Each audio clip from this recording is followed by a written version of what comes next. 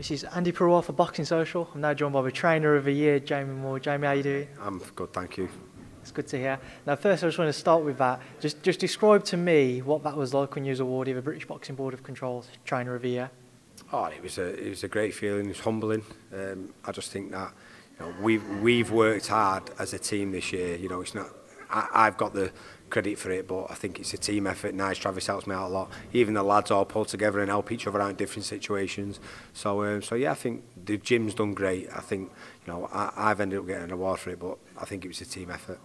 I mean, when you first started training, did you ever see yourself as being up for those awards? I never even wanted to get into training. I did it as a favour for Tommy Coyle 5 years ago, just to help him out, and I genuinely felt the same way, as in I wasn't a trainer, I was just somebody helping Tommy out, up until 12 months ago. And lots of fighters started coming to the gym, and I've ended up with 8 pro fighters now, and God, my life just got turned upside down. I've organising and managing fighters, especially at the level my guys are fighting at, it's a tough job. But you know what? I'm enjoying boxing probably the most I have since I retired from boxing. So for many years. So that's a good thing.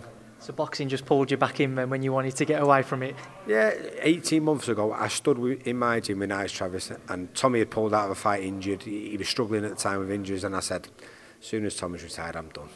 I'm done with this training game. It's a bit disheartened, and then I couldn't be further from the truth now. So we'll give it a good 10 years. We'll try and create as many champions as we can and change people's lives as much as we can, and then I'm retiring at Tenerife, gone. I mean, what was your plans then before going into coaching? What was you looking to get into? But I mean, punditry's big on boxers who retire. I mean, for 5 years I worked for Sky, so I was, I loved it, and I think in a way that's helped me with the training side of it, because your job as a Sky analyst is to break down fights, look at the two guys' styles, decide who's got the best attributes, and then decide who's going to win. So really, me doing that for nearly 6 years, it was a great sort of, without me even understanding it, it was a great way of me sort of learning how to analyse fighters, and that stood me in good stead, because now when I stick a fight on of one of my guys is against, then instantly I'm looking for the stuff they do well, the stuff they don't do so well, and then figuring out ways of sort of getting around that, which basically came from working for Sky. So I'll always be grateful. Adam Smith brought me on board as soon as he was made head of boxing. He brought me in, and we did this stuff going around the gyms, where I got beasted in different gyms and on ringside. So it was great experiences and great times, and I've met friends who I'll be friends with for life. But I think there's different points in your life where you go through life, and things are put in front of you, lessons are brought to you in your life, what you're supposed to learn things from and take on board, and that was one of them. I feel like maybe I was always meant to be a trainer, and that was just a period in my life what was like a bit like going to school or university, and you sort of take things on board and learn, and now I'm putting it into practice now. And you're putting into practice with Jack Catterall, who we're down here for his open workout today, going in with Catterall-Davies. How's Jack's camp gone? Oh, perfect. And everyone says that, but it really has gone flawless from start to finish.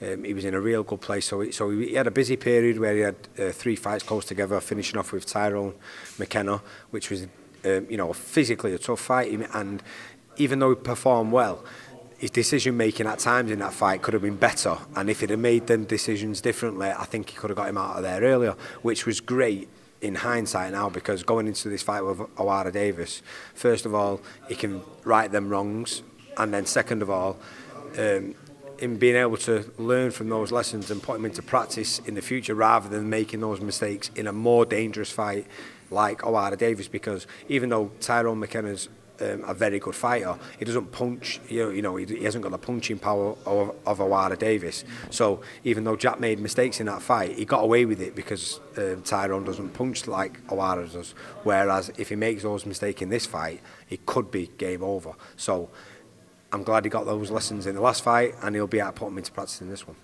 I mean, just on O'Hara, what have you made on his approach and his change in attitude back to what we've seen previously of his loud talking, trash talking and all that? What have you made of this approach? I like it. Yeah, I think he's a more likeable character. I didn't really like him that much beforehand.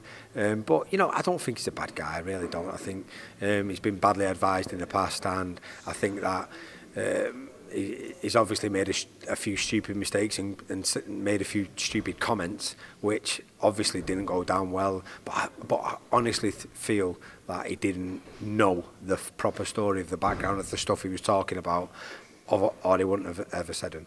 So I think we should give him the benefit of the doubt. And, you know, I've said it a few times.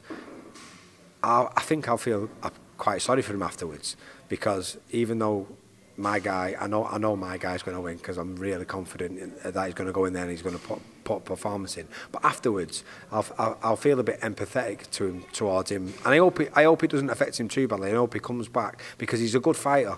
He's a very, very good fighter, and he can punch like a mule. But I've got the better guy in my corner. So what type of fight do you anticipate it being on Saturday night? I think it'd be a good fight for the fans. I think the styles will gel nicely. And it'll be exciting while it lasts. I mean, Jack's ready for a tough 12 rounder, so if it has to go that way, it has to go that way. But you know, the way he's performing in the gym, I wouldn't be surprised if he gets him out there. I was going to say, just mentioned while it lasts, I'm going to take it you guys are preparing in some capacity for maybe the stoppage victory. I'm just anticipating that if Jack puts in the performance that I've seen him do in the gym, then I think he'll get him out of there. But, you know, no sweat if he doesn't. If it has to go points, and O'Hara, I feel, will be a bit braver than maybe he would have been ever, because of the criticism he got with the Josh Taylor fight, which I think was a bit unfair, because I've watched that fight back many times now for this camp, and I don't think he does quit. I think he's maybe turned around at the last minute, but he took a bit of a beating up until that point. So he could have, if he was going to quit, he could have quit in the 4th or the 5th round. Don't wait till the 9th or whatever round it was.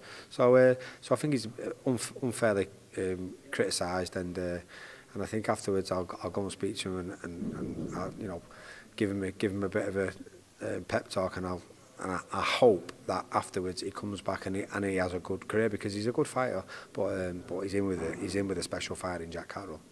And on the undercard front as well, what are your thoughts on it? Nicola Adams, Woodstock and Sharp seems to be a fight which has got everybody licking their lips. Yeah, well, apparently just before we got here, there was a bit of a set to, and there was a bit of a, you know, exchanging words and stuff like that. But I think at this stage before the fight, you are a bit tetchy, you know, you're close to making weight, so that's always not a great period of time. So by the sound of it, it's going to be a great fight. So you know, Nicola Adams seems like a great girl. You know, women's boxing is flying at the minute. You know, Katie Taylor is really flying the flag, and so yeah, it should be a good bill. I think the arenas, it seems, by the sound of it, I've not even been down there, but by the sound of it, the arena's bang on as well. So I'm looking forward to it. I'm looking forward to Jack showing to people all the hard work he's putting in the gym. And this week we've had the Wilder Fury press tour. Have you caught any of it? What have even been your thoughts on the build-up this week? I just love Tyson Fury. I think he's brilliant. I think he's great entertainment. You know, the fight, we really don't know what's going to happen. Tyson could sort of outbox him from the outside a little bit like he did with Klitschko, and Deontay Wilder could knock him out with one punch. So it's exciting for them reasons. Sometimes Tyson Fury's press conferences can be more entertaining than the fights, but I don't think we'll get that with Deontay Wilder. I think he'll come and lay it all on the line, and it's going to be a great fight. And my final question is, we're all waiting on news on Rocky Fielding. There's been a few rumours James DeGale might be about. What do you know? What types of names are being thrown about? Yeah, there's a few names knocking about, and yeah, there's some very, very good fights for Rocky. So I can't say any more, but fingers crossed in the next couple of days we'll have some big news. Nice one. Thank you, Jamie, for speaking to Boxing Social. No problem.